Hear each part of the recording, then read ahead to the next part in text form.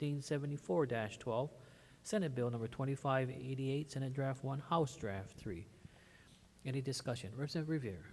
Thank you, Speaker. I would like to move floor amendment number 4 regarding this bill, please. This is for Senate Bill Madam, okay. 2588. Thank you. The motion is, I have a floor amendment on the House. Yes, okay, to offer. Madam Clerk, has the floor amendment been circulated to the members of the House? Yes, Mr. Speaker, they have. Representative Revere, now you can make the motion, please. I move Pardon me. I move this for the floor adoption amendment. I move for the adoption of this of the floor amendment. Thank you. Representative Ward, Speaker, I second the motion. any discussion on the proposed floor amendment? Members of the House, Representative Revere, please. Thank you.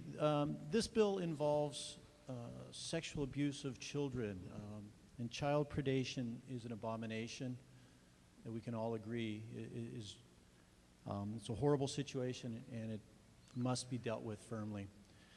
The problem with this bill, what this bill does is it extends the statute of limitations for certain parameters, but the problem with this bill is it excludes the state. So my question to the members, and this is really cuts to the chase of equity and fairness, the question is, why is the state excluded from this 2-year provision to go back and follow up on sexual predation, sexual abuse? I ask, is there a difference if a child is molested in a public school? Is that different than a child being molested in a private school? You all know the answer. There is no difference to the trauma brought to the child. There can be no justification for excluding the state. Oh, the state can't afford it. The state's got big pockets. People will be suing us. I'm afraid that's not a good enough answer, folks. If there's a crime committed against children, let's deal with it. Let's not exclude ourselves and say rules apply to others. I hope that you folks will all agree that this is an amendment that should be passed. Thank you very much. Any further discussion? Representative Ward, Speaker, I rise in support of the amendment. please proceed in support of the amendment. Speaker, this is one in a series of the state exempting itself. You know from my colleague the exemption on the environmental laws. Just on the last bill, we exempted putting money into the road repair fund.